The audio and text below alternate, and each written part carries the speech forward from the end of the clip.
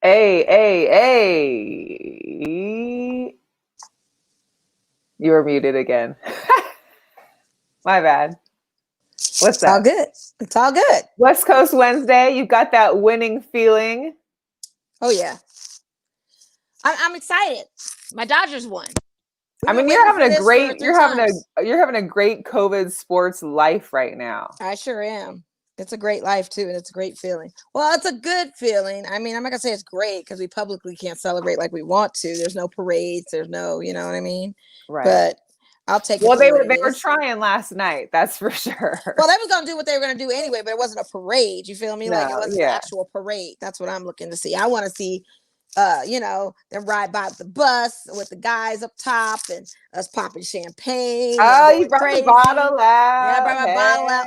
Yeah, Hey. so welcome everybody. Girl Chat Sports on a Wednesday. Wednesday vibes on the West Coast is the best coast always. And you're talking to Mo and Mel. Hopefully Yeah. you joined us in the chat. I'm totally elated about my Dodgers winning the World Series after numerous attempts, 3 attempts in most recent times, that we get to the big dance and we can never close. So I'm super duper excited that we closed last night. I predicted Dodgers in 6. It came into fruition. I was like, that's what it's going to be. And that's what happened. Because, they're trying to wait on game 7, try to use Walker Buehler, who's one of our ace pitchers, but we didn't need him.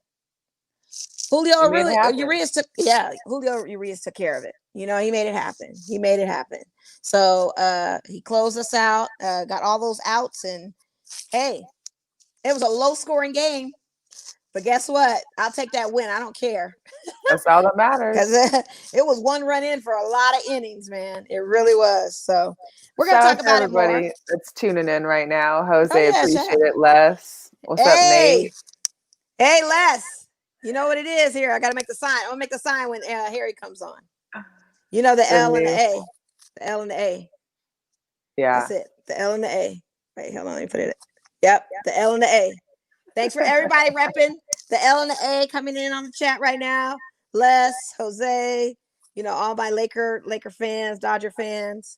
We got one that's joining us tonight. He's not necessarily Lakers all the way, but he respects them. But he's definitely Dodgers.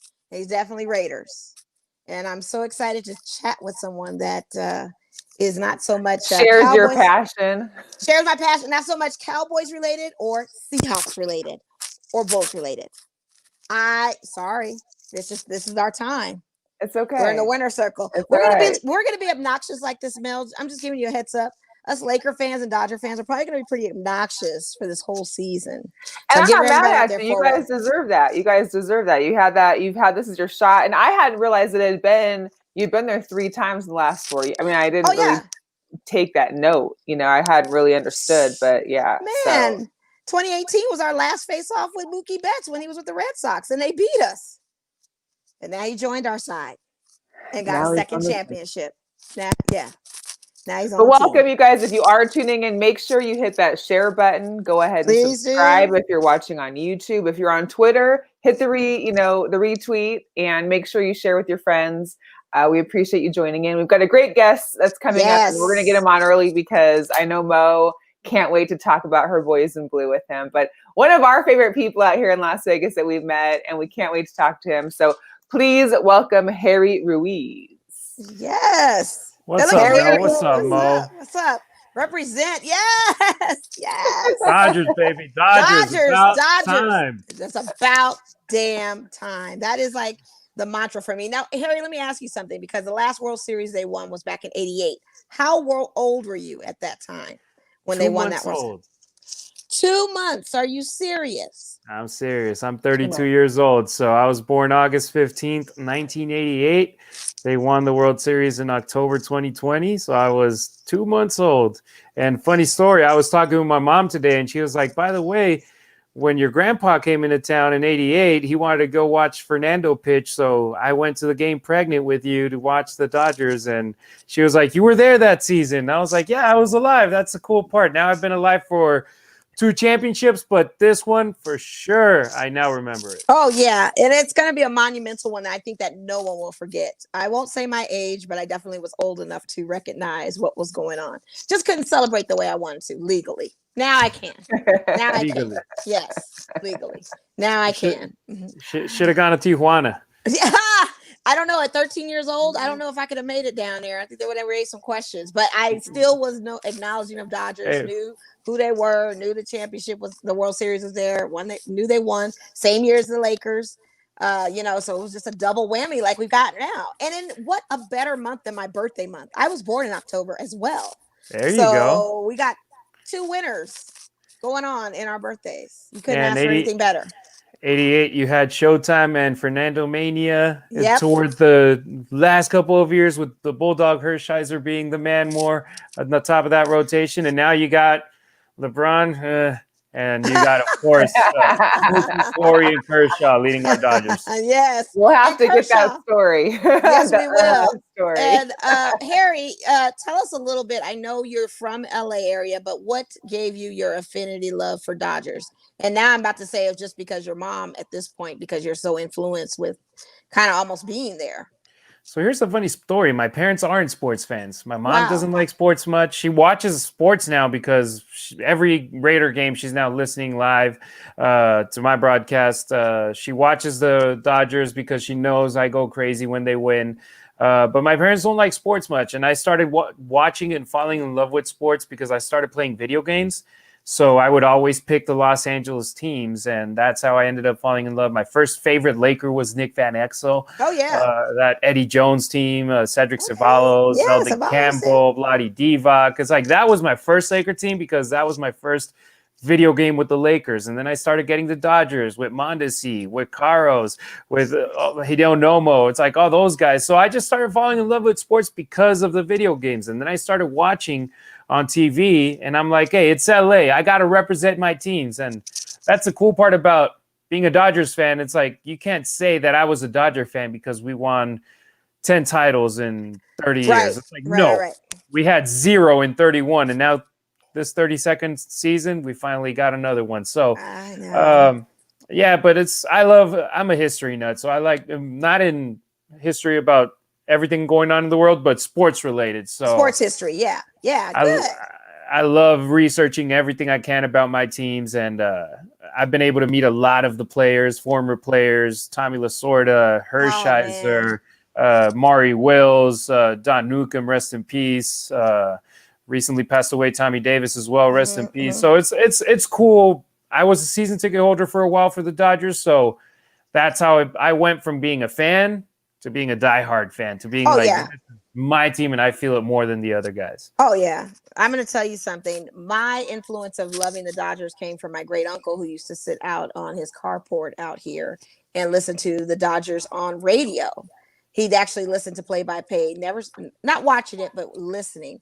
And with a Budweiser in his hand. So it's like every time I got home from school, I'd always go over to my great grandmother, great aunt, and my great uncle at that time, their house. Of course. And that's what his first thing would be, is like, hey, and then you'd hear him listening to the Dodgers. That was his thing, because the history of Jackie Robinson leaving the Negro Leagues and being the first to integrate into Major League Baseball. I mean, that has a historic connotation to it as well, even though we were Brooklyn Dodgers at the time. But LA Dodgers, we're all one. So that history is there, and then that way, that's how he got connected to it, and that's how I grew to love it. And as a matter of fact, his hat is a replica of this hat. His original hat is similar to this. Nice. And sadly, when he passed, my younger brother, was able to get that hat, so he wears the hat, and it brings us luck. Look at us, World Series. Here we go. Finally made it, and that's the cool part. So I went to vote today. I dropped off my ballot at the voting center, and as I was walking out, people were clapping at me because I was wearing my Dodger gear. And then the last lady all the way at the end, she was like, I'm a Dodger fan, but a Brooklyn Dodger fan. I'm like, hey, it's all love. It's Jackie Robinson. It's Duke Snider. It's Gil Hodges. It's Walter Alston. It's like, it's all love. We're all one franchise. It's our 6th title. We only won 1 in Brooklyn, but hey, we got number 6 now in LA.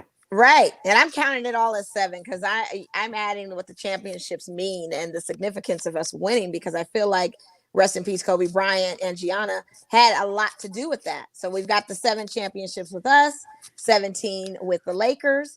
7 plus 17 equals 24. So that got Kobe all through that, who was also, you know, a beloved Dodger fan and respected, especially with congratulations, Magic Johnson being, you know, he's having an epic year. He's having an epic year, winning on everything. You know, he's had a championship with WNBA. He's had a championship with NBA. Now he's got a championship with MLB.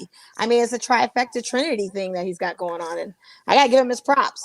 I need Mark Davis to sell part of the Raiders to Magic Johnson. That way we can get another championship also with Magic being the magic person, bringing us what we need. Who are you telling on this? I mean, all day.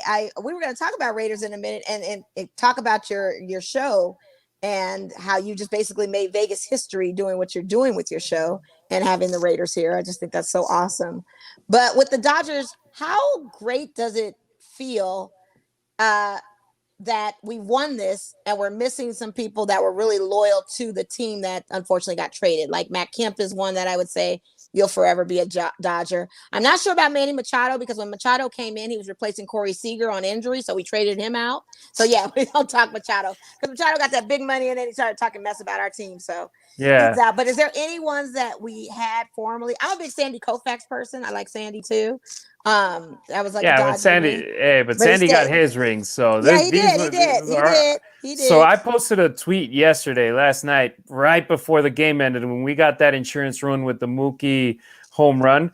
And I posted, let me see. I was like, so for Matt, for Andre, for Russell, Yasiel, Kenta, Ryu, Adrian Gonzalez, AJ, D. Gordon, Donnie Baseball, Rick Honeycutt. It's like all those guys that in the last decade, they were huge to get us to this point that they weren't able to win the World Series with us. Well, this was a part of this World Series is for them, but mostly for me, I'm a huge Clayton Kershaw fan. Like to this day, he's my favorite pitcher. Matt Kemp is still my favorite player. I got a special bond with him. No, I love Kemp. But Kershaw's my favorite pitcher. I know Buehler is our ace now, but Kershaw, I wanted him to win the MVP so bad, but Corey Seager was a monster. I mean, he was batting they had to give it to him. Like they had to. There was no contest with that. Now, you didn't mention one that really brought us through a little bit a couple times on Clutch, and that's Zach Greinke. Oh no, he was never a Dodger. He was in. Even though he went to the Astros, he's not a Dodger. No, and not even because he's an Astro. He was a selfish guy, and he has his own battles that he fights in his head as well. But he was never a Dodger. Like, we were paying him, but in his mind, he was like, "Hey, I'll go wherever I get paid the most." And I never felt him have the connection that other players do with the Dodger fans. So gotcha. I mean, he played for us. He did well with us. But he was never on the level of Kershaw that I can tell you. So I was a season ticket holder from 2011 through 2016. Of course, the year that I didn't renew my season tickets, they ended up going to the World Series. So thanks, guys. Right. But they would let season ticket holders enter for batting practice, and the guys would be awesome with season ticket holders. They would take pictures, they would sign autographs, and that's why I felt an even better bond with these guys. So. The Lakers, of course, they're top of the line in LA. Right. And if you get a high five by them walking through the tunnel, that's like the most you're going to get. But same thing like Raiders, it's a little bit tougher as well. But the Dodgers, they always felt like the team of the people. And they play 81 games a year in LA. And there's a chance for 50,000 people to go in the stadium and cheer for them. So they're the team of the people. So that's why I felt it that way. And Greinke, he never loved the people. So that's why I never knew. You Dodger fans now, do you feel that Mookie was the changing factor for this year? Because you guys have been in it for 3 times the last 4 years, not coming out with a championship. This year you've acquired one of the, hottest players that came to the team, it seemed like. Do you feel like he's he's the cherry on top that made this whole thing happen?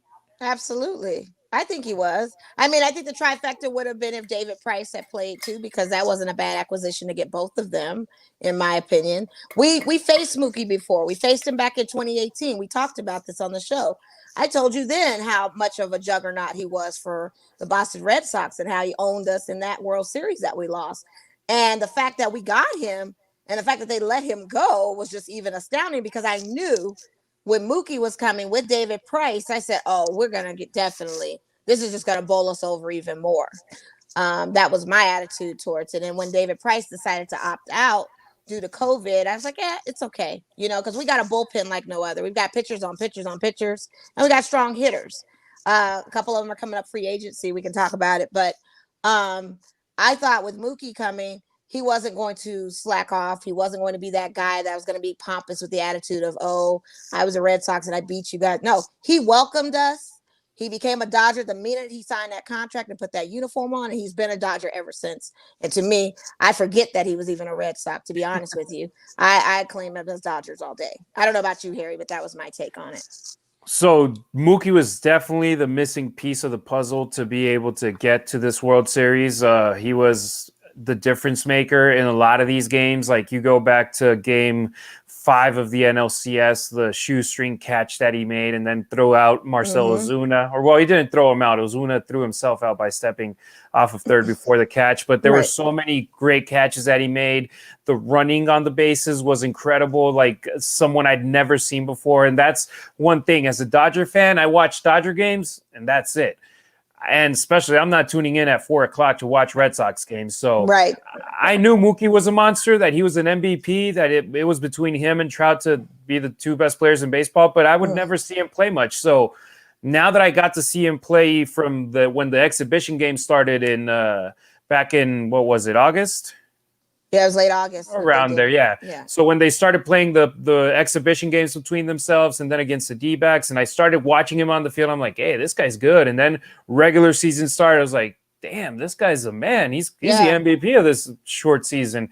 And then in the playoffs, I'm like, in year 1, he put us over the top. He got us this World Championship, and we got 11 more years of Mookie Betts in the Dodgers. So we sure do. It's a dream come true having a player like that. And of course, the best part is people love talking trash about the Dodgers because we got the 2nd highest payroll in all of MLB.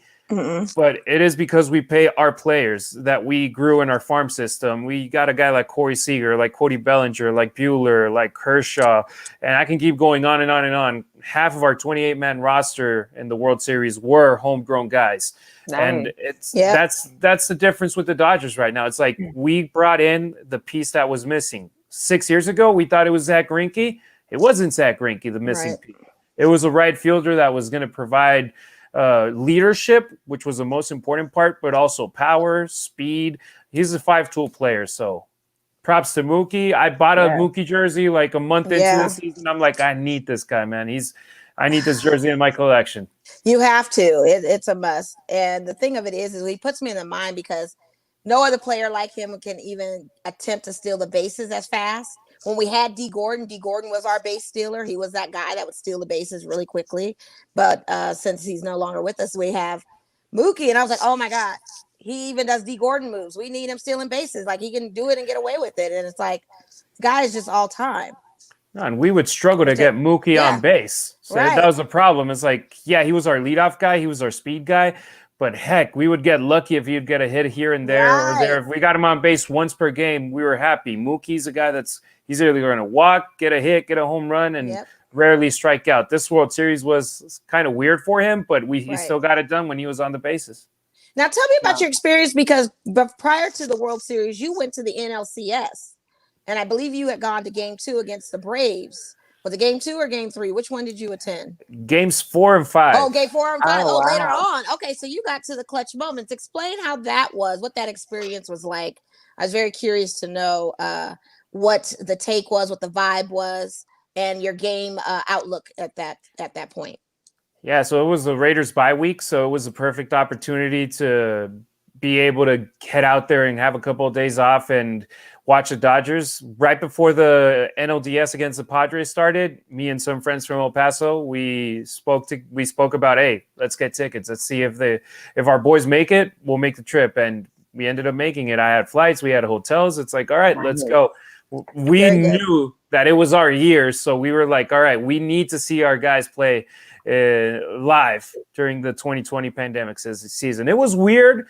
Super short lines. I mean, it's as a fan who used to go into Dodger Stadium 3 hours before the game and then struggle with traffic and everything, it was only less than 20% capacity. So in the section that we were at, they would sit two groups of people in one row, both on the opposite sides of the section. And then the next row was empty. And then the next row, you would have two groups of four. And it was weird. You would only interact mostly with your group.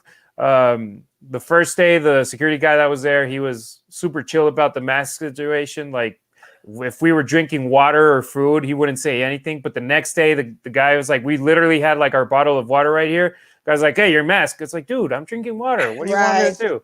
But at the end of the day, that's what we should be doing. We should be wearing our mask most of the time. But it was a cool experience. I wanted to watch my Dodgers play. I'm honest. I only pay to watch my teams play. Like, if I'm in Seattle and the Mariners are playing the Angels, I ain't going to pay to go. I'm not going. Like, but if it's the Mariners against the Dodgers, I'll pay to get in there. So it was a cool experience. It was different. It was weird. And I could say that I watched my Dodgers play in the World Series. Did you hear the crowd ambient noise? Was there any ambient noise? Because we hear ambient noise all day through the TV. So what was piping through the stadium? No, they weren't piping any noise. It was just the noise that the fans were making. And against the Braves, it was more like a 50-50 split. There were a lot of Braves fans. There were a lot of Dodger fans. But then I got friends that went out to the World Series, and it was like, dude, it was a LA invasion. It was 90-10 tops. So that was cool. No, they weren't piping any noise though. Yeah, because that's got to be weird for the players too, to just be kind of in like this super, quiet stadium where you're used to all the noise, and I don't know. I still can't fathom that. It seems so odd. I mean, they were still playing their walk-on music and stuff like that, right? Would they still do stuff like that or no? So for games 1 and 2 plus 6 and 7, they were Dodger home games. So they would put the walkout music for the Dodgers, the pitchers coming out of the bullpen and all that. But then games 3, 4, and 5 that were the Braves home games and the Rays home games, they would use the Braves music. And then in between innings, they would put Braves videos on the scoreboard and all that kind of stuff because it was their home game. And my friends were pissed off. It's like, why are they all supporting the Braves? I'm like, it's their home game. That's why. It makes sense. And we were wearing the road grays, which is the dopest kind of colorway jersey, by the way, I might add on a fashion standpoint. But road grays for the Dodgers look amazing. I'm just pissed that they went from Los Angeles to Dodgers on the gray jerseys. Yeah, a lot of people are looking for like my brother owns a couple with the Los Angeles with the road gray and stuff, and those are really nice. Yeah, they do look better. But I don't know why they changed over. I have no idea. Maybe they'll go back to that. Maybe next season it'll rotate. Who knows? Or maybe they keep these because they won the World Series with these. Yeah, that's true. It might be good luck. And, honestly, I do predict us going back to another World Series. We're going to win 2 more in the next 3 years. I see it. We're going to win 2 more in the next 3 years. Check it out. Sure They've already put it on the sports book that the Dodgers are expected to win the World Series next season. But, like I said, you have free agency coming up. I think Corey Seager's on the block, but, you got to pay that man. Not yet. Is he? No, I think he's got 1 more year. But who's this season? Is it Belly? JT. Justin Turner for sure. Yes. PK, Trinan. So those guys, I think we still got Seager 1 more year under arbitration, but we're going to pay Seager. Yeah, we're not going to let him go after his best year in the Dodgers. Right. Of course, we're going to keep Mr. MVP, of course. Yeah. We have to. We have to. And girls, so I haven't told anybody about this, but I put $50 on Corey Seager winning the MVP of the regular season before the season started at plus 4,000. What? The problem is he won the MVP for the National League Championship Series and the World Series. He didn't win. And that doesn't count. So the regular season MVP, more than likely, it's going to be Mookie Betts. So I'm like, man, that'd be some good money. That'd be some good money. It would have been great money. Yeah. But now it's like, when I saw Corey was a long shot, I'm like, you know what? They're all sleeping on Corey. I'm going to put some money on him just in case. And he had a great season. The problem was the guy in front of him in the lineup was even better. Yeah. Now, would you change anything in that batting order? Because some days I was like, okay, I don't think Mookie should be the leadoff person. I think they should kind of change it. But you thought it was a great batting order? So the first week and a half of the season, we had Max Muncy as a leadoff guy, and he was awful in that position. He had never been a leadoff hitter. And then Mookie just went to Dave Roberts because Mookie was a leadoff guy in Boston, and he was like, hey, man, I want to bat leadoff. Let me do it.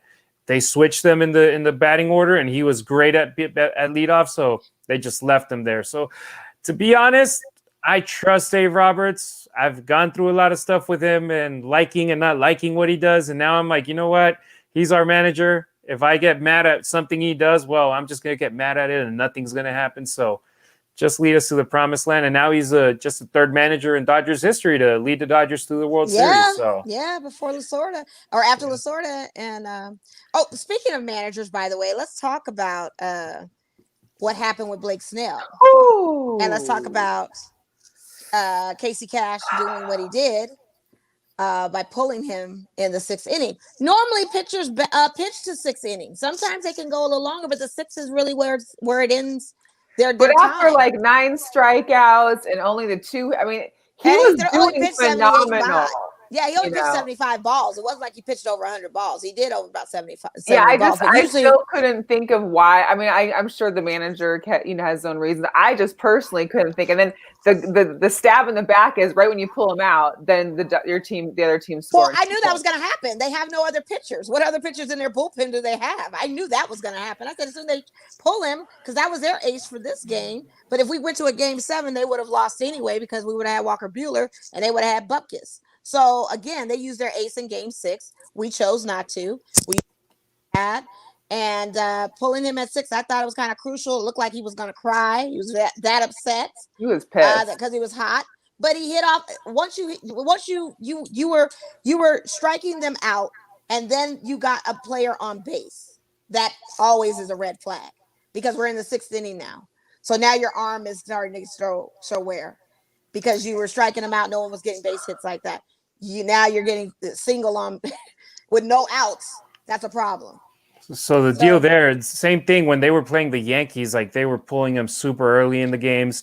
With Blake Snell, the first time that he faces the lineup, he had the batters had an average of under .130 against him in the playoffs and the regular season. But then once he faced them the second time around and the third time around, they were batting over 300 against them. So the manager, Cash, he was like, you know what? I got to play it by the book. And they got to him. Mookie's going to get to him. So I gotta switch him. So that was their thinking. Yeah. And that's like what you see on the field, when you see someone dealing like he was, you got to keep them. But at the same time, Mo, we're Dodger fans. Yeah. What has happened in the past with Clayton Kershaw? Right. They leave him too long. And he goes gets rocked. Yep, exactly. So that's the thing that you have to look at. And Cash is not having any regrets for pulling him, no matter how many tweet threats he gets and stuff. Because sadly, Kenley Jansen was getting the same type of smoke, but even worse. So poor managers, it's a lose-lose situation. You can't. Yeah, it's a crapshoot. You just don't know. Like if he had kept them in there, but then Mookie hit the double off of him. Yeah, all the fans would have been like, "Dude, you should have taken him out. Why did you take him out?" But then he takes him out, and it's like, dude, why'd you do that? What the hell? So he's hot. No. Yeah, it's the life. That's why they pay them millions. It's like, all right, it's gonna suck at times when people talk trash at you, but hey, at least you got a nice house and a nice car. Yeah. Hey, you guys, if you're listening right now, you're listening to Girl Chat Sports. We're here with Harry Ruiz, and we are talking the Dodgers World Series, as well as some football coming up as well. But before we leave the Dodgers and World Series, what's your guys' take on the whole Justin Tucker, Turner, sorry, yes, his whole situation? Red turn. Harry, you want to take this one? Because I have things, but it's like, it's crazy. So look, you can take both sides. You can be devil's advocate. You can also say it as it is.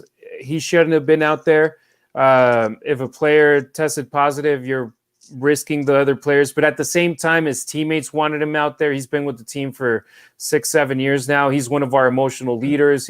He was a guy that he arrived after being tossed to the curve by the New York Mets. The Dodgers picked him up just as a free agent, and he became one of our leaders, and he earned a 4-year contract that paid him $16 million per year off of his hard work. This is his last year. It might have been his last game. And he said that he was frustrated being just quarantined, just being restricted, and he wanted to go out there and take a picture. And that's, if you see the video, he walked out there. He just sat in the front, and once they were about to take the picture, He put his mask down to take the picture, and then he put the mask back up. And the rest of the guys, they knew that he had tested positive. So if anybody hugged him, they did so knowing that he had tested positive, but they wanted to hug him. It's a moment that they'd been waiting for so long. The Dodgers, as a fan base, 32 years. But for a player waiting 7 years in the same franchise, going to the division, winning the division every single year, and always being one step short, a couple of steps short, he wanted to be out there. It was the moment got stolen from him. And what I don't understand is, how did a player test positive inside the bubble? Well, how did he test positive twice and still get to play? He tested positive twice throughout that day and was still they thought it was a false positive or inconclusive. It was inconclusive. So the one from the day before came back as inconclusive. Right. So they tested him earlier in the morning, and that was the one that, once the first one came as inconclusive, they rapid tested it, and the moment they found out that he had tested positive, they pulled him from the game. But how would he even be on the field if you're still having a lingering? I mean, any other sport, we haven't seen that where you can test and then just kind of still play until they tell you. Well, yeah, that's the only thing that's different with it, I think. Yeah, no, the problem with baseball, because NBA, they didn't test any, and they didn't have any positive tests since they started the bubble. The problem with baseball is that they play almost every single day. Yeah. So they literally had the test done. So today, what is it? Wednesday. So they tested him Monday. That test came back in the second inning as inconclusive. So they rapid tested the second one, the one from the day of the game. And the moment they got that result, they pulled him from the game. They didn't know he was positive. It didn't come back as positive. It just came back as inconclusive. If it had tested positive, no way he would have played. And probably the game might have not even been played. And my thing is, he was already out there with the guys. Yeah. He'd been out there for a cool first before 7 innings, interacting already with these players with a positive status. Yeah. And mind you, that was, from the time that they took the test. So he was already, the infestation has already occurred. So the good thing about baseball is that you don't have to tell guys to social distance. You got a guy in second base, a guy at third base, a guy at first base, shortstop, outfield. They're already social distancing. So the time that they're in close contact with someone else is very limited. So unlike... Well, in the dugout, and when they're with the first base coach or second base coach or third base coach, you're still interacting with folks, but he is already there. Right? Yeah, but it's not. And then him to come back, it's like, well, he was already there out. Before, yeah, but it's not like hoops or football, that it's a contact sport where you're literally checking down a player, you're tackling someone, you're on top of them, you're pushing them. It's a little bit different. I'm not saying that it was right that he went out there. I understand the reason why he went out there, and now what I'm afraid of is that the Dodgers are going to get penalized worse than the Astros for cheating. So, well, they're investigating it currently, and we'll see what Manfred has to say. I mean, I like feel it like as commissioner. I think it's totally fine that he went back out, and this was like you said, it's a momentous occasion. He spent his whole, he spent his career here with the struggles. He deserves to be back out there, and he had his mask on. He took it off for the picture. He put it back on and left. And that, and that, as far as we can see, we don't know. We weren't necessarily. He was already there, though, Mel. That's the thing. Like, it wasn't like he was gone the whole game. Like, he was already out interacting with these guys. He was already high-fiving when homers were done in the third inning. So you were already in close contact and proximity with everybody on the squad. But when the celebration happened, everybody's families came down. Kids came down. So you're thinking about, you went from the team and the teammates to now you've got families interacting. Who knows where they got to go after this? Right. I mean, and the kids. It was just a little sloppy. He deserved to be out there to take that picture because he should be in it. But at the same time, as you got to think about, sticking safe. Like, I don't know how long he was out there for. I saw him with his wife and his kid out there. I don't know how much they interact with everybody else. It's just, it's sad. Well, security tried to stop him and they wouldn't, and he just would dismiss it. Like, security really literally was like, hey, we cannot let you out here. And he insisted upon it, like almost not forcefully, but it was just kind of one of those things like, just let him go out there. I mean, because he was told that he couldn't, because he was told he could not go. And they were trying to stop him and tell him, no, he can't go. So they're looking more into the investigation of Turner as opposed to the league. It's now about Turner's discipline is what is being investigated on what went down with that, because him coming out for the photo was all right, but it was the fact that how he came out for the photo. And I think that whole thing when he was told not to is where they're looking at. So here's the funny part, ladies. The moment that Julio Urias through the last pitch of the game, Justin Turner was not a Dodgers player anymore. The season had ended. He's a free agent now. So that's a loophole. that could also be a little loophole that the Dodgers could be like, hey, I mean, he was a free agent by then. Yeah. He just like I didn't think that's a loophole. Yeah, you're right. You're like, hey, he just showed up. Yeah, that's the loophole. You're absolutely right to that. Even if you're still wearing the jersey, huh? It's interesting. But what I have to say about people, and then when they take these tests and they take these and say, oh, my test came back positive or negative, and it was been a week. It's only that test for the status of when you took it. So you can still get COVID within the week that you're waiting for results. And people, I don't think, understand that. And I'm not going to get too hard on Justin Turner when I still see people out gallivanting, not social distancing. We're having casino openings and you're seeing how that looks. And you're still normalizing something that to me is not normal. So until we actually know it's not something normal, know that it's something we have to take seriously, and you keep opening things and doing things socially, it's always going to be a mystique around it of you're around, but it's going to be okay. Because that's a lot of perception of people like, oh, we're going to gather. Nothing's happening. Our cases, yeah, we have cases, but very little deaths. And like one death is like, I think for me, you know what I mean? I think for me, it's more like, okay, it's like, yeah, it's like the flu. We're getting it, a lot of high numbers. You know, people aren't necessarily dying at the crazy rate that maybe some others may think, but we don't know what the long-term effects, like flu, we know. The flu, we know, you get sick, you get over it, you might have it again next year. Like it just keeps happening because it's the flu. We all know. But we don't know what days off from work and you're good. Right. You know, take some Theraflu, lay in bed, sleep. But we don't know the long-term effects of COVID, like how there's the NBA players that still couldn't taste or smell. Like there's people that are supposedly are having other issues.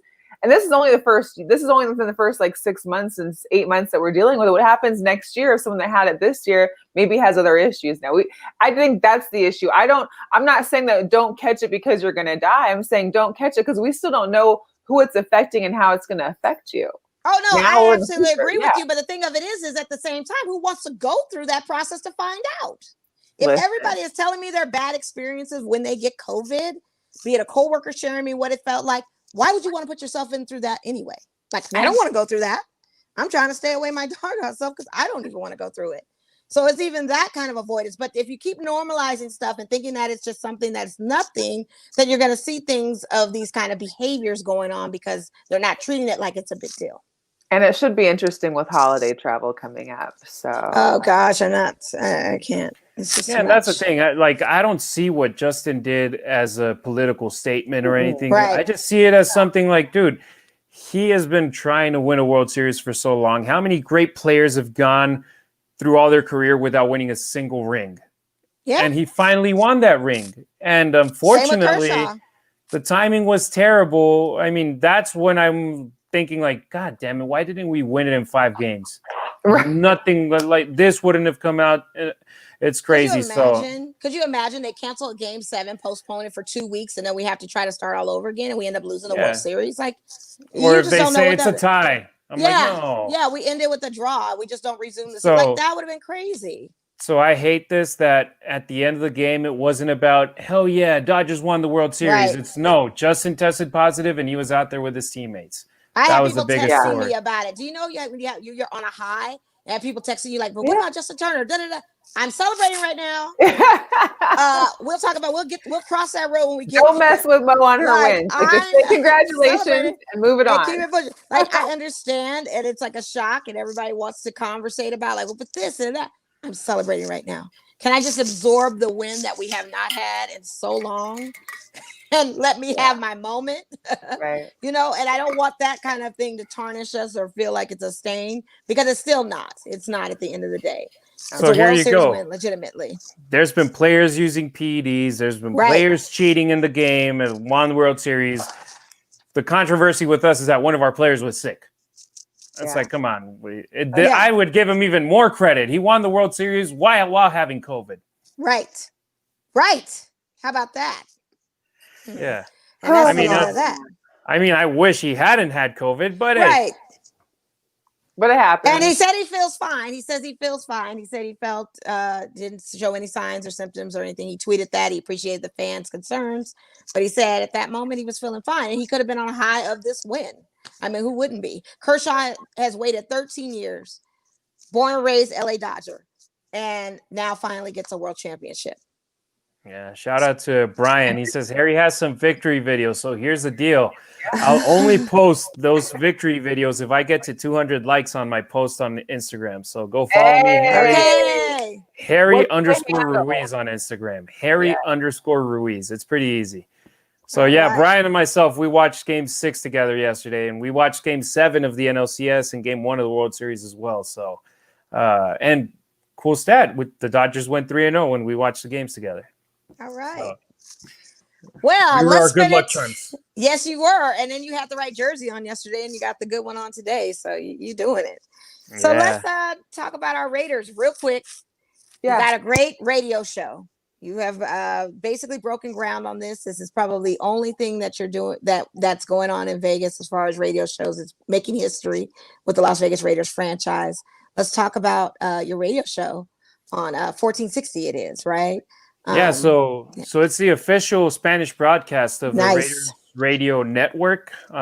Every game day, we're on the air an hour pregame, 3 hours during the game, and then an hour post game. And it's not only here in Vegas, but you can listen to us in LA, San Diego, Bay Area, Fresno, Bakersfield, and I'm pretty sure I'm missing a city or two over there, plus also over here in Reno and Nevada, and worldwide online. So what we are is that we're the bridge that connects the Raider Nation with the Raiders in Spanish. The Hispanic community loves the Raiders. The Raiders love the Hispanic community. So it's an honor for me to be a part of this, the first ever Spanish broadcast crew in Las Vegas Raiders history. Yes. Well, I think what makes it special is I think all of us, have really been in tune with sometimes with how the Spanish commentators are for soccer games. And I feel like listening to some of the clips that I've listened to you guys do, it's almost like you're putting that same kind of like the vibration and the excitement and into the Raiders games that we don't usually hear necessarily from the commentators that we listen to on air. Yeah, and Brent Musburger and Lincoln Kennedy, they're amazing. They're a great broadcast crew. But we're completely different. But that's okay. There you go. And even like we go a couple of years back with the Raiders in Oakland, Greg Papa and Tom Flores, that duo was incredible. But always when it's in Spanish, I always say it, everything is better in Spanish. Todo es mejor en español. So we put our own flavor to it, and then add that little extra that I'm actually a member of the Raider Nation. I'm a Raiders fan. Like everything I say it with passion when it's about my team. So if I were calling an Arizona Cardinals game, it would definitely not sound the same way because I'd probably be faking being excited about the team scoring a touchdown. So, but with the Raiders, it's genuine. This is my team. This is my squad. In the same way, I was super happy that the Dodgers won the World Series yesterday. I'm going to be 5 times more excited when the Raiders win the Super Bowl. So it's a special, it's an honor, and catches every game day on 1460 AM out here in Vegas. Nice. I love it. I love it. So what are you thinking about the Raiders this season so far? Right. So I'm liking it. As a Raider fan, I haven't missed a game in a long, long time. And I've seen a lot of games in recent years where the team was done by the halftime. And every game this season, we've gone into the fourth quarter, at least fighting in the games. And a lot of people were tricked by the final score of 45-20 against the Buccaneers, but they didn't see that with 11 minutes left in the fourth quarter, the score was 24-20, and that we had a 3rd and 13 that we should have stopped the Bucs, but we ended up letting them advance 13 yards in that play. And then they scored a touchdown and then an interception, another touchdown. And then Gabe Jackson got out because apparently he stepped on Dominic Sue's shoulder. I mean, I didn't see it. I don't know what the heck it is. And because we're the Raiders, don't you feel like, Harry, like we're the outlaws, that they always do things to us purposely because of who we are? And it feels like we sometimes don't get that fair shake on the end because of our organization, of who we are, what we represent. So it had been weird. These first 5 games of the season, the refs weren't screwing us over. And I'm like, all right, something's going on. Is it because we moved to Vegas? Is it because we're not in Oakland anymore? What's going on? Why do we have like 20,000 penalties per game? I'm like, it's weird. But then this game, of course, they ended up ejecting Gabe Jackson because he got pulled from the back by Ndamukong Suh, and apparently he was too heavy, and Suh had to pull real hard to toss him to the floor. It was super, super weird. And that's when I saw the video that Suh pulled down Jackson, I'm like, he's going to be the ejected one, right? And I was like, no, our guy. Right. Why? It's like Vontaze Burfict. It's Vontaze Burfict helmet to helmet play all over again. I mean, it's the same but you know thing, what? I'd rather have our player be tossed because he hit someone helmet to helmet than just being tossed for nothing. That's what I ended up saying. I was like, heck, he should have thrown a punch. He got ejected. He might as well have done something. Well, maybe not the fine, though. There probably would have been a little bit heftier fine, maybe, with the punch. Well, we're already looking for fines already with the whole COVID situation with Trent Brown. And that's what I was going to ask you, Harry, what your take was on that whole Trent Brown situation prior to us playing the Buccaneers. They moved our game from the primetime Sunday night, which was fine because the World Series was on, so I'll take it. I know, girl. It was godsend because I was like, that's fine. Let the Seahawks play in the evening. I'm watching the World Series. I'll tap in with them later. But by the way, heck of a game, Mel. Heck of a game. But the fact that Gruden was even pushing to have the game just totally postponed to later on in the week or another scheduled day or whatever. What was your take as far as that going down? Us losing Jonathan Abram as guilty by association, Trent Brown not wearing the tracker consistently like he's supposed to, and then testing positive. What's your take on that? That's the deal. You just got to follow the rules. It's like if you go to the convenience store and you're not wearing a mask, and they tell you got to wear a mask to come in. And you're like, no, I don't have to wear a mask. Why? Because I don't want to. It's like, no, they're actually asking you to do it. So if they ask you to wear a mask, wear a mask. If they ask you to wear a tracer, wear a tracer. If they ask you to have social distancing during team meetings, practice social distancing. So it's just follow the rules. Unfortunately, it seems through NFL Network reports that Brown wasn't following the rules. So the whole offensive line couldn't practice the whole week. Brown had contact with him on Tuesday, so he couldn't play on Sunday. It's just weird. It's weird. But at the end of the day, it is what it is, and it's next man up. And for most of the game, for 50 minutes, we were competitive. Then the last 10, we went downhill. But I need Aguilar to run routes with Derek Carr. I need him to do some more passing game routes with him because those are catches that he should have been making. And we had plenty of opportunities with him. What's your take on this guy? So that's the funny part. After his first 4 catches, he had his first drop in the game. And I'm like, I want to get mad at him, but it's the second pass that he drops in 6 games as a Raider. So I'm okay. And then after that drop, he had a big catch and he went over 100 yards. So he had 5 catches, 105 yards, and a touchdown. It's a good stat line. But then he had 2 more key drops that could have changed the story of the game. So I'm going to give him a pass on this one because his track record with the Raiders has been a positive one so far. But we need him to just to see the video and be like, all right, stick him on those gloves or something, but catch those balls. You got to catch those. Those are easy catches to me, in my opinion. But I'm not out there on the field. I'm just, what do I know? I'm couch coaching right now. No, definitely. But definitely, it was pretty frustrating seeing those drops. But then you also see he was the wide receiver that kept us in the game for most of the game as well. So it's a catch-22. It's like, especially when Josh Jacobs can't have a running game because they neutralized him, and that's the thing that I thought was just amazing about Carr because he's been consistently really good every single week. He's been bringing it. It reminds me of 2016 Carr before the injury, if not, to me, a little bit better. So I think next week I'm predicting us beating the Browns. I think we're going to come to Cleveland, and it has nothing to do with OBJ being out, sadly, but I do think that that's our game to win, to come back and be 4-3. Yeah, they got a vulnerable defense, and I'm not talking about Myles Garrett. That dude is a beast, but that defense can be hit. Heck, they lost what? They won 37-34. They barely, and I mean that was Cincinnati. So just imagine. Yeah, it's practically like the Raiders. Same way with the Raiders. The Raiders to win, they got to score 34 points or 37 points or 40 points to win because their defense just can't stop their opponents. So the Buccaneers defense is elite. That rush defense is crazy good. It's very good. I was reading up on them the whole week, and I was like, holy crap, how the heck are we going to run against these? Yeah, I thought the Saints run defense was good. These guys are the best in the league. So, I mean, Josh Jacobs is going to have a chip on his shoulder after this game. So Cleveland, be ready. Yeah. He better be, because I need those fantasy points from him this weekend. Did you win or did you lose this week? I won one, lost one. So I'm terrible at all of mine. Yeah. I think I won one out of but my this, 5. this year has been the worst fantasy football. I mean, between injuries, COVID, games delayed, this and that, it's like it never stops. You're always trying to pick up on the waiver wire. Like there's so many running backs, I don't even know who they are anymore, because I'm like, all of them that I've drafted, I'm now recycling a couple, but that's neither here nor there. So my game was a little bit of I probably your game stressed me out because I picked you guys to win. I would have had a perfect win pick for my pick. Shout out to my pick.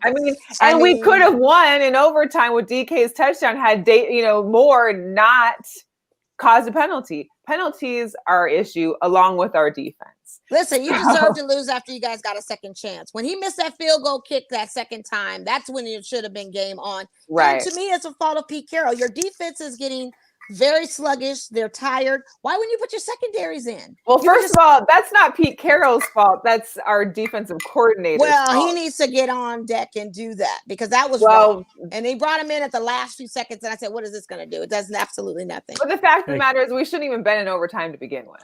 I mean, we are. I mean, but that's what you guys do. But that's what you guys do sometimes. We don't do overtime, though. Really, usually it's a fourth quarter comeback and win. That final drive of Russell Wilson's in the fourth quarter was terrible. It was like, here's my deal. Russell's head was not in the game. And it wasn't until Monday that I figured out it was Sierra's birthday on Sunday. So not only did our game switch from an early game to a later game, he couldn't fly back early to be with her on her birthday evening. So not only did dinner and all that stuff. And Monday she posted, Monday she posted this big hoopla of his whole thing he had laid out for her. So all I'm thinking is, by the time fourth quarter comes, he's thinking, how can I get home fast to be with Is that what we're gonna blame it on?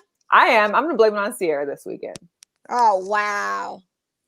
Oh, well, but she might be the reason you guys are winning all the other games as right. well. Touche. And here's the deal. I mean, it was a good game. It stressed me out, but nothing can surpass the running of DK Metcalf chasing down Budda Baker. And Budda Baker, again, a former Husky, but seeing DK take that stride all down. I mean, that is one of those memes now that we will see forever. That meme will resurface on every sports or any kind of debate, any kind of news. Huh? Oh, no, go ahead. I was going to say, did you see Budda Baker's on commentary about DK running him down? What he said. Yeah, for sure. Yeah, he wasn't expecting that guy. He's like, he got me. He said no one's ever chased him down before. No like that. Yeah, he's like, He's just like, DK is a beast, man. Yeah, for 22 years of age, he looked like a grown man on the field. And he's twice the size of Budda. I know. To be can you imagine running? I'm like, they said he was running 22 miles an over 22 miles an hour. Yeah. He's 6'4", 6'5", like two. That's a lot of man to be running 22 miles an hour. I mean, and to be 22 years of age. That's what I'm like. And he's young. What? Oh, he's young. Like, yeah. He's young, and big, and look like a grown man out there. So that was probably the play of the week. I thought that was an awesome play, but like I said, great play. You guys had opportunities to win that game. I picked you guys, and it just was a huge disappointment because I wasn't expecting that. I wasn't even expecting it to get as close as it did. Well, I knew it'd be close. I knew it'd be close. Our defense is terrible. We still have Jamal Anderson still isn't back. I'm waiting for him. However, we did just acquire Carlos Dunlap too, so I'm excited for that. That's going to definitely bring something back. But we need Adams. Yeah, he was outstanding in those first few games for us. I mean, he was worth, I think, every penny or trade that we gave him. Yeah, every penny. So here's a question, Mel. So you're a Seahawks fan. When they won the Super Bowl, it was mostly on the defense. It was that Legion of Boom. It was all those big guys. And then it was Russell Wilson practically by himself winning the games for offensively. What do you prefer? That Legion of Boom team where the defense was the star of the game, or the Seahawks where you're talking about the defense and Ken Norton Jr. is the most hated man in Seattle, and but you got one of the best offenses in the league? What do you prefer? Well, the thing is that Russell is, even prior to Super Bowl, Russell's been good. Like, just no one's giving him credit. No one's taking. He's great. He's one of the top 2 quarterbacks in the league. But won't get the MVP nod at all. I'm saying, but no one's been able to. No one's focused on that until now, when we have no defense. He's been doing what he's doing now. Back then, he just has some other targets. Before it was like Baldwin, and it was, we had different targets back then, but now it's like, we still have a good core defense. Bobby's there, KJ Wright, Bruce Irvin came back. I mean, we've got people there. It's just the pieces aren't working. A lot of, our safeties, our corners aren't as good as they were back in the Legion of Boom days. That's part of the problem. Our coverage, our guys in the backfield are having to, like, I saw Bobby Wagner hit like 3 tackles on guys on wide receivers because corners or safeties or whatever had not picked him up. I mean, Bobby Wagner's hitting these guys as the first hit. That should be like your second hit by now at some point. I can't say I prefer this. I think. Oh, yeah, that wasn't your answer? You're just not answering the question? No, I'm saying I have an answer. I'm teasing because your explanation was so long. Calm down, ladies. No fight. I don't know what I'm fighting. I'm just teasing. We just spent 30 minutes on the Dodgers. I can have 5 minutes on my Seahawks. Oh, absolutely. Absolutely. Hey, that's we can't let a show go by where we don't talk about the Seahawks. But that's what we're talking about. Because she's got to explain herself, because she was a no-show on Facebook. I'm sure people were looking for her. I was on there. I just logged off at the end. Exactly. I stayed out at the end. Yeah. But that's why I wanted to toss that softball to. Right. Please do. I mean, here's the deal. You want to have both.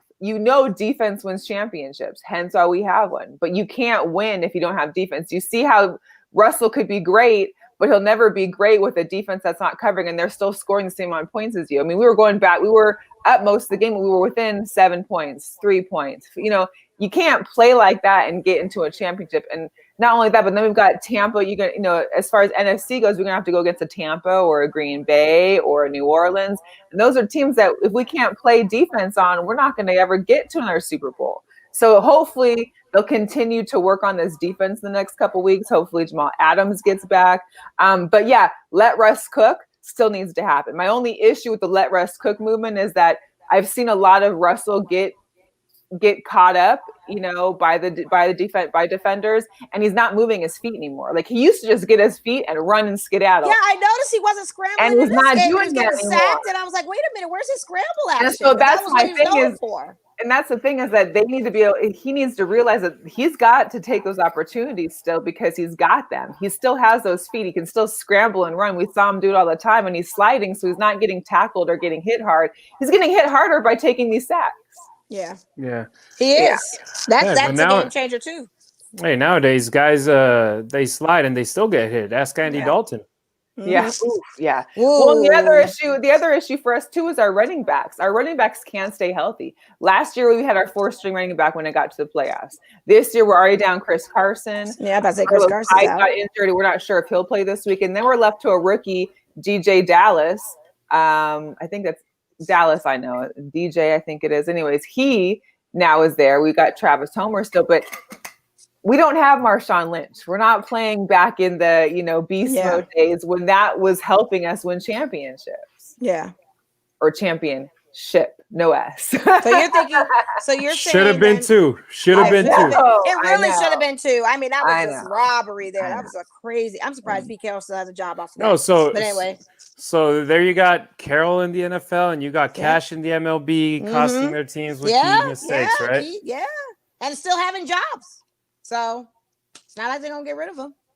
Yeah, as long as they make the playoffs and make it to a couple of games in. I think we've made the playoffs every year but once since then. So you can't deny that. It's a great team. It's a great, league.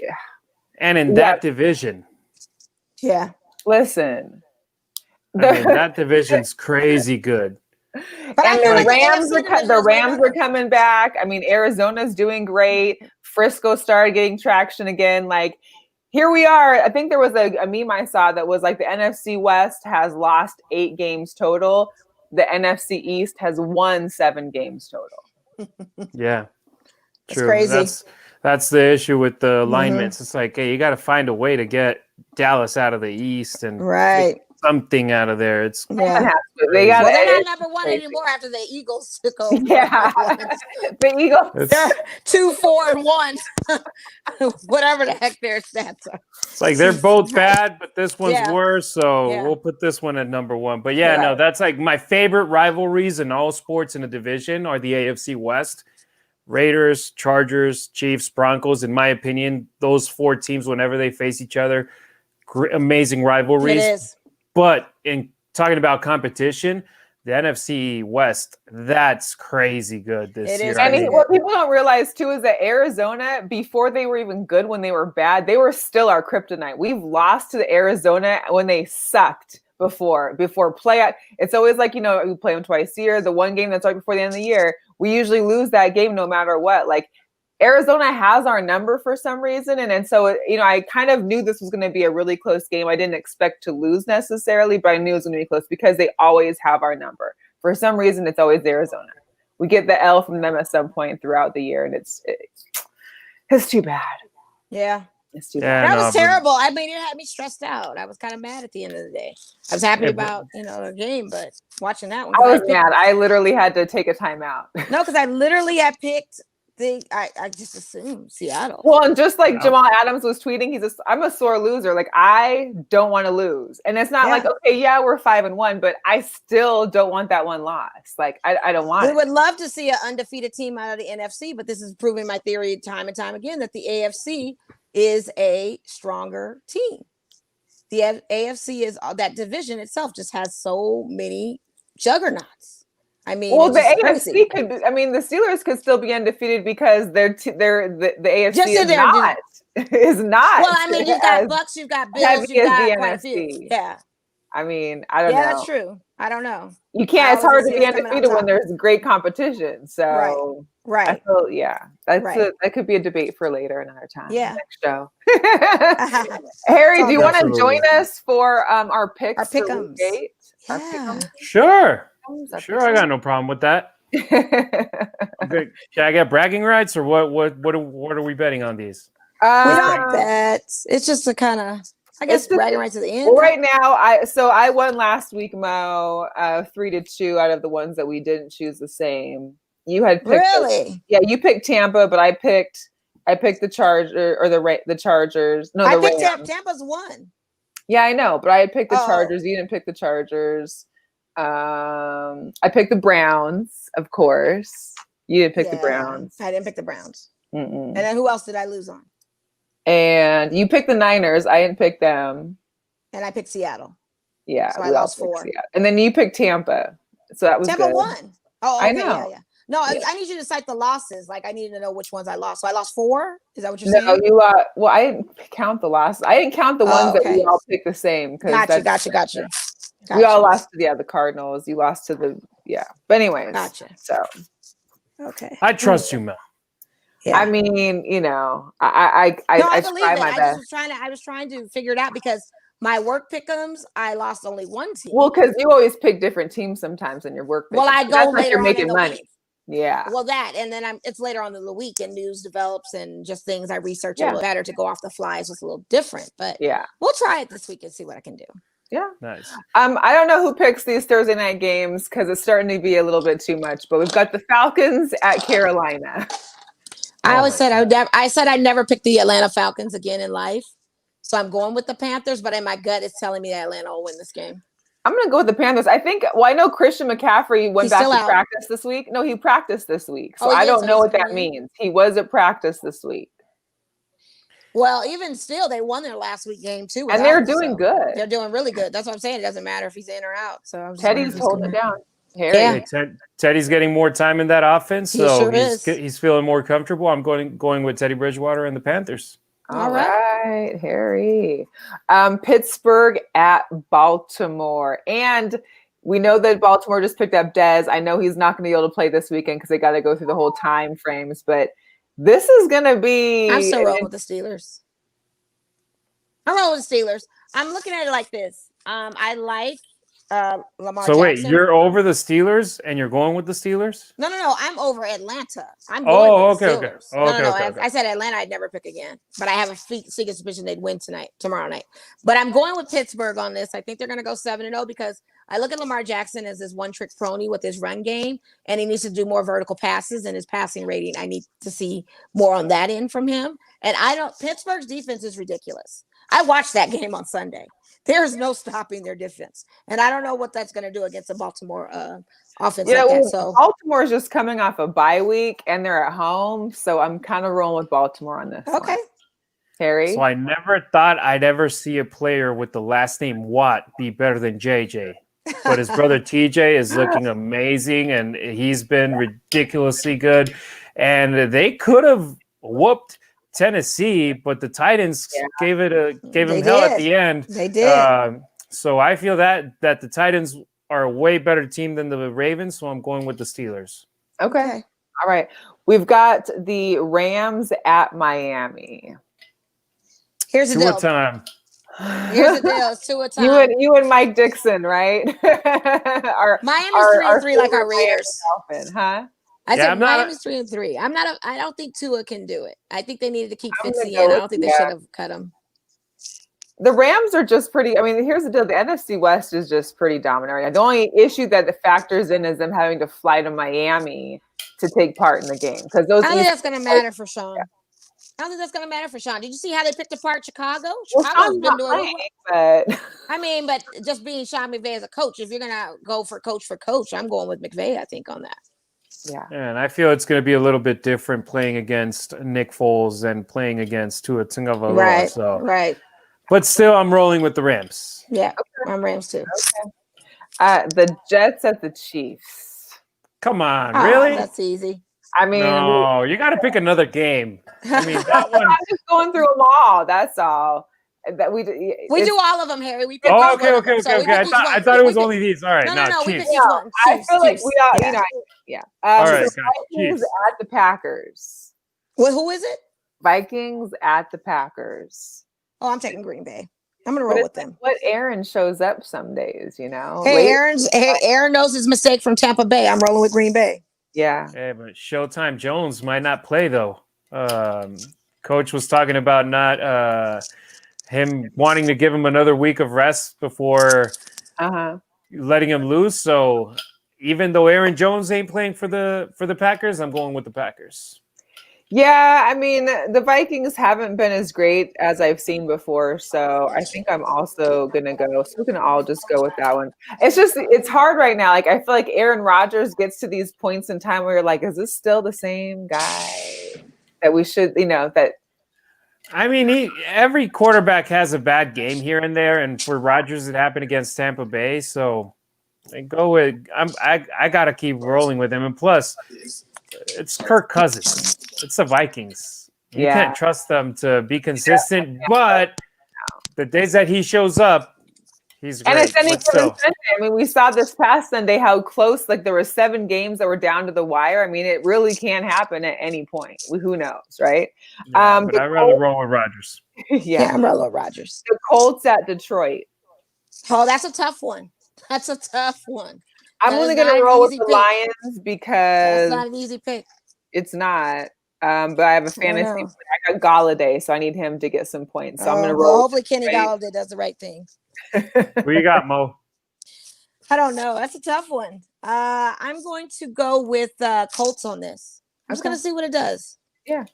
I'm going with Detroit after that big win against Atlanta. They got the momentum on their side, and they believe they're good. So okay. Even though the Colts with Phillip Rivers, they've been decent. Yeah, they have been. I was like, ooh, that's a tough one because it's such a tough matchup on that one.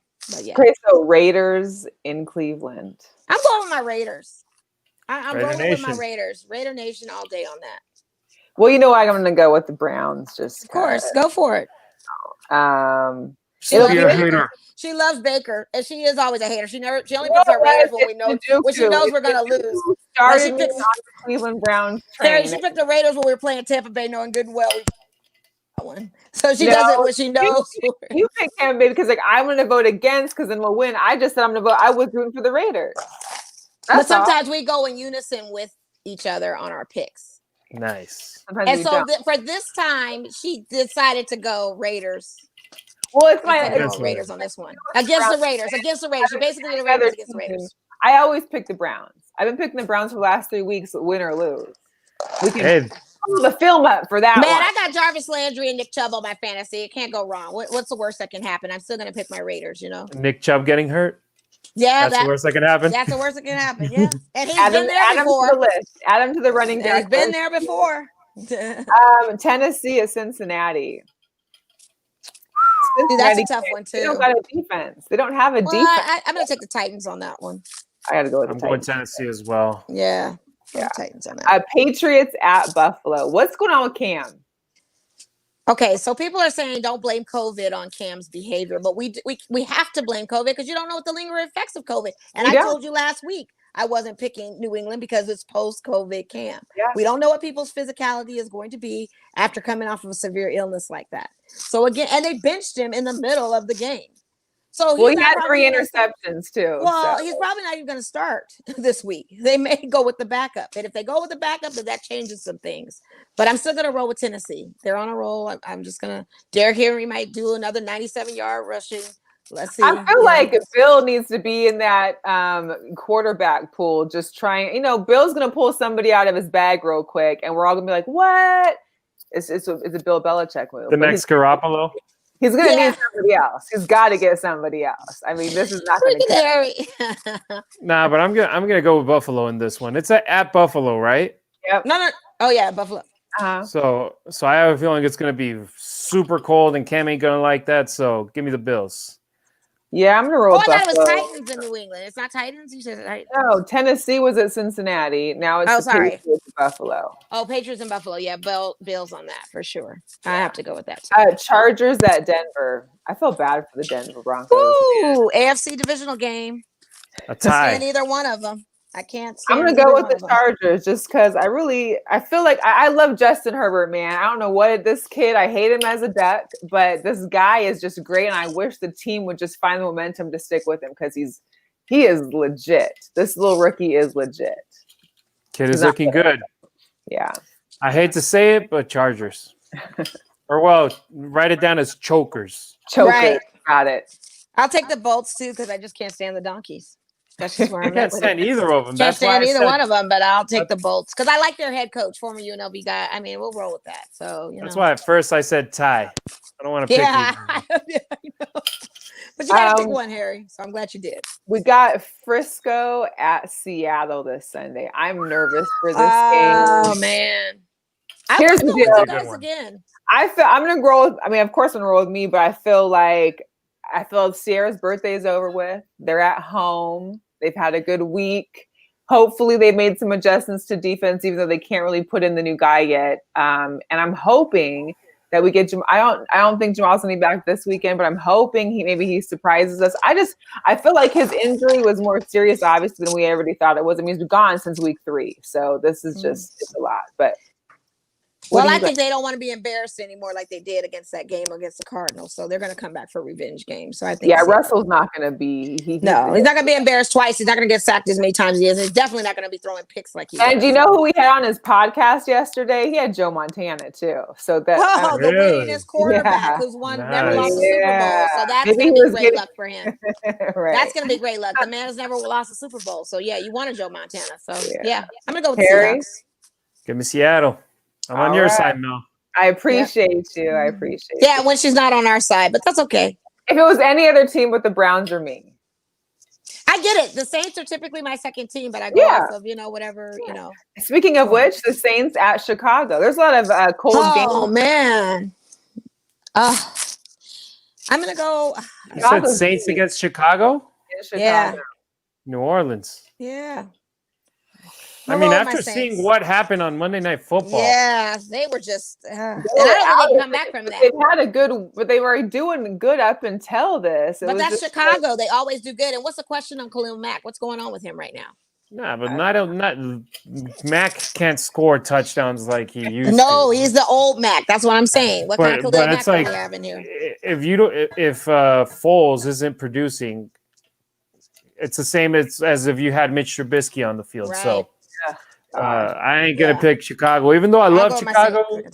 Much love to my boy Roy Robertson Harris there and Khalil Mack, but I can't pick you guys.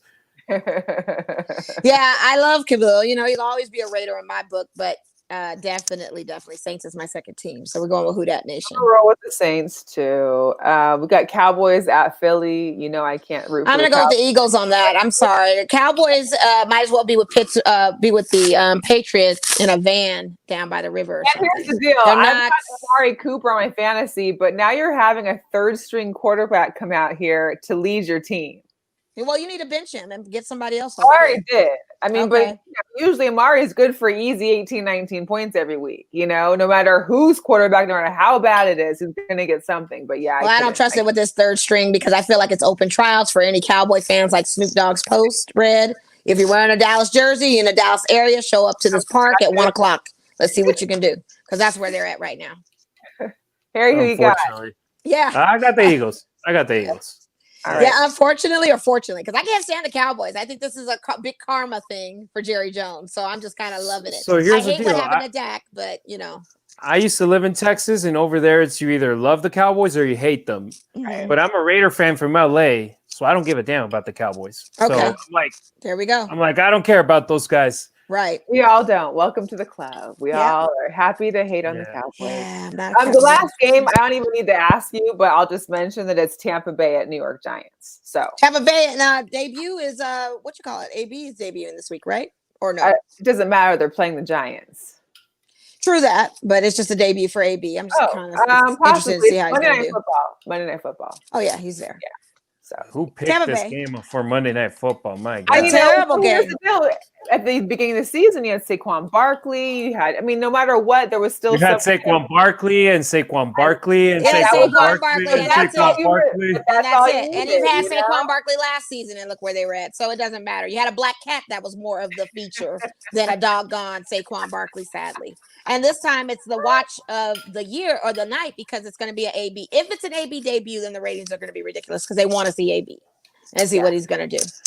But I'm going to go with Tampa Bay. There's no more baseball on either to compete with it. So now it's like we only have football. Yeah. So ladies, what's the over/under in your opinion on time before AB screws up again? 2 days. 2 weeks. I give him 3. I give him 3 weeks.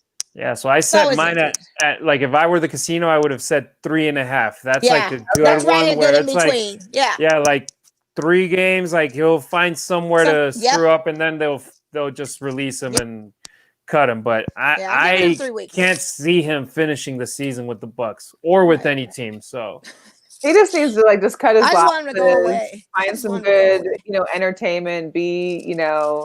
I don't even want to see him after what he did to my team or our team, Harry. I don't even want to see this guy. Like I don't even care. And all the stuff he got accused of doing. I mean, it was crazy. And then the worst part was like it was all crazy. And then he got hired last year, and then he screwed up again. And it's like, come on, dude. It's like you got a second chance or a third chance, and you still figured out a way to screw it up. So yeah, well, Brady wants him, and they work together, and it goes back to when they were in New England. Brady never took his eyes off of him, and so maybe it's just that stipulation for 10 days. For 10 days, Mo, they were together for 10 days. 10 days for an impression to have Brady make that call. Tom, the TB12 momentum. Yeah, he wants really him. He likes what he likes. He's like diamond in the rough. He's my bizarro me, I guess, if you will. So he wants him. Right. We'll see. And it's crazy how. So that's what I was on the radio today with Jesus Lopez, the Golden Knights play-by-play guy on his radio show, and I was like,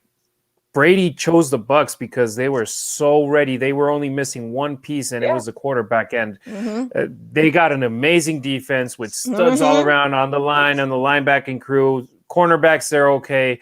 But then you go with the wide receiver core they have, and then you add AB and it's just built for the greatness. It's just built for the greatness. And then they got Rojo, the running back, Jones the second, and then they add Leonard Fournette to that. Right, Fournette, who did really good with our Raiders. I mean, he got some yards in. I mean, they were no joke. They ain't playing. They ain't playing. I'm just mad they're in the NFC. Yeah. He the thing of it is and I feel bad. Shout out to Guru because he was expressing how He doesn't like this Tampa Bay team now because there's a whole bunch of rock stars and that's gone Hollywood. But it happened. Like, it happens. And welcome to how I feel with the Lakers when LeBron came over. You're going to have the LeBron fans strictly as a Laker. He's seeing the only Tom Brady fans that are coming now infiltrating into Tampa Bay. It is what it is. If you guys get a championship, you're not going to say nothing. You're going to be just sitting right there being happy. But to be honest, like, I even liked the Lakers when we were Lonzo Ball, Brandon Ingram, D'Angelo Russell. Like, Harry. I did not like Lonzo. But we picked him. He was our guy. We drafted him. He was our guy. And then when we traded everyone and their brothers and their sisters and their mamas to get LeBron, and then it became LeBron James picking his teammates. And then the next year he brought AD. I love Anthony Davis, but I'm like, this is the LeBron show. It's not the Lake show anymore. It's a LeBron show, and it's he's the star player, the head coach, the general manager, and practically the owner. He does whatever he wants to do, and that's the reason why I'm like, you know, is that why you've left us a little bit? So no, I'm still a Laker fan. Like, I like the Lakers, but I'm not passionate with the Lakers anymore. Okay. Like in the past, Kobe, he was my guy. I got to see him from the day he got drafted until the day he retired, and rest in peace. It hit me hard. Heck, I got a sticker of him around here. Oh, number 8. Love it. So he's my guy, and my jersey collection, Lakers, I got Kobe, and then I got Andrew Bynum, Pau Gasol, and Magic Johnson. And that's like, those teams were the teams that made me happy when I was young and watching championships. Then Kobe retired, and it was like a decade of not winning anything. But then they were in the finals this year, and I didn't even feel a connection with that team. Wow. No, I did. I wanted a championship. I wanted us to. But that happens sometimes with your sports. It does. You can kind of fall in and out of love. But the fact that you're still purple and gold is all good. Do you agree with me, though, that the Clippers will always be the Clippers and they may never win anything? Oh, absolutely. Yeah, no, the Clippers will be they can go to San Diego or Anaheim or somewhere else. They'll never be LA's team. And LA is never. And here's another one. It's a hot take that some people will get pissed off at. The Rams and the Chargers, they'll never be LA's team either. The Raiders are the LA team. Let's be clear. Exactly. Excuse me, they haven't even sold out their PSLs for either franchise. You still got Ram PSLs available and Charger PSLs.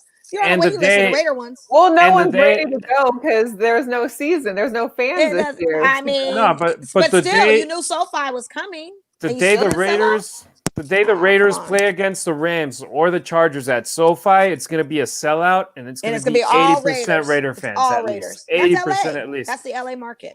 And that I got friends who are pissed off who are Rams fans that are like, "Oh, why do you say that?" I'm like, because it's the truth. It's the truth. That's how the Chargers games were even in San Diego. It'll be the same in LA too. It's the same. The visiting team will always dominate a Chargers game. That's why they didn't want the Raiders to come. You know, it was initiated at first for the Chargers to come to Vegas. They didn't want it because they knew the Rams market was going to have to compete with the Raiders. It's going to be like the Lakers all over again, and the Rams are going to be roommates. You know, and they wanted to be top dog. So, but they'll never be top dog. It is a Raiders city. LA is, and that's just what it is. So you're not going to see it. The best part is Raider Nation is not from Oakland, and it's not from LA. It's not from Vegas. It's worldwide. It is. We're all brothers and sisters, and we all support each other. So that's Raider Nation. That's a Raider Nation. Say that. The 12s are cool too, though. I mean, but shout out to my Huskies. The Pac-12 is finally coming back this weekend after a long break. This Saturday, my Huskies take on Cal at Cal. So I'm just excited to have college football because I usually don't start watching it until my Huskies are playing. I watched a couple games over the last couple weekends, but I'm amped the Pac-12 is back because that's home. That's West Coast. That's what, that's where I've been. So I'm excited for that. Any other departing news from anybody before we wrap up because we've gone a little extra, but hey, good conversation. No, we had a good time, but we never get someone like Harry on, and I need a fellow Dodger or Raider. We wanted to talk about this, and it was so conveniently the right time, the right moment with our birthdays and with us having dual championships in the same year. So, happy. No, and you guys know it's all love for you, ladies. You guys are awesome at what you do, and it was always great working with you. And I delayed being invited to the show because I had nothing going on in this aspect. And when you told me, it's like, hey, let's talk about the Dodgers and about the Raiders and what's going on with that. I'm like, okay, when I'm not the story, then it's okay. I'm I'm cool coming on board and chatting with you guys. So yeah, I get it. I We get it. appreciate He didn't want to you, come in Harry. on that tea time when we were on the other Right. thing. Yeah, he wants to come in when he's got his own stuff going. I see what it was. It's I all got no, you, it's Harry. quite the opposite. When it's not about me, I'm cool about it. But Okay. I'm never the story. I'm not the story. You guys are the story, and everything we're talking about is a story. And fortunately, it was to talk about our Dodgers winning the World Series. Yes, I mean, I just can't Congratulations believe to it. It's so surreal. I just want to pop bottles. Like I was gonna save this for Lakers, but I was like, nope. Let me wait till these Dodgers do something, and they did, and I got to celebrate in my home, do a All TikTok right. or something. Well, make sure everybody goes out there, look up Instagram, follow Harry_Ruiz, check out our guy Harry. Let's get some likes on those posts so that we can see these footage that we've been hinted to. We'd like to see what's going on behind the lens of you, Harry. So absolutely. we thank you so much for being with us. Absolutely, ladies. We missed your face. We can't wait to listen to some of your guys' coverage there on Deportes Vegas. Again, 14:60 a.m. here in Las Vegas, 9:80 out in LA, and some other cities throughout. Yeah, all up and down through California, or just check my Twitter. I always post the link on social media the day of the game. Sounds Most good. hyped about our Dodgers. It's all about that LA. Telling you.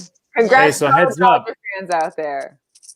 I got the heads up that Lids tomorrow out here in Vegas is going to start getting Dodgers World Series championship. Oh yeah, merch. I saw that online, so you already know I'm on it because I got my Lakers merch when I when they won. But in person in the stores out here. So tomorrow. Oh, okay. So just get there like 30 minutes later because I'm going to go as the doors open to try to get my stuff, and then you guys can get everything else. Wait. Which location are you going to? Which location are you going to? It's South Las Vegas Boulevard. Oh, you're going to be on the strip at Fashion Show? No. South Las Vegas Boulevard, the outlet store. Oh, the outlet. Okay. The Lids locker room Lids over at Fashion Show too, so I'll be at that one. Hey, if you find anything interesting, text me and I'll head out that way too. I don't like going to the strip. I understand, but I work over there. They're like my neighbors from my store, so it's like I just kind of trot in. But they got the Lakers jerseys and they got the Kobe Bryant 8s in there now. Yeah, the for Mitchell and $300. Yeah, probably for $300. Yeah, but they got them just in case anybody's wanting to get Mamba. I got my one, so I was like, I can't get it anymore. Yeah, I didn't pay $300 for mine. Sorry, ladies. Me neither. We're getting out of control.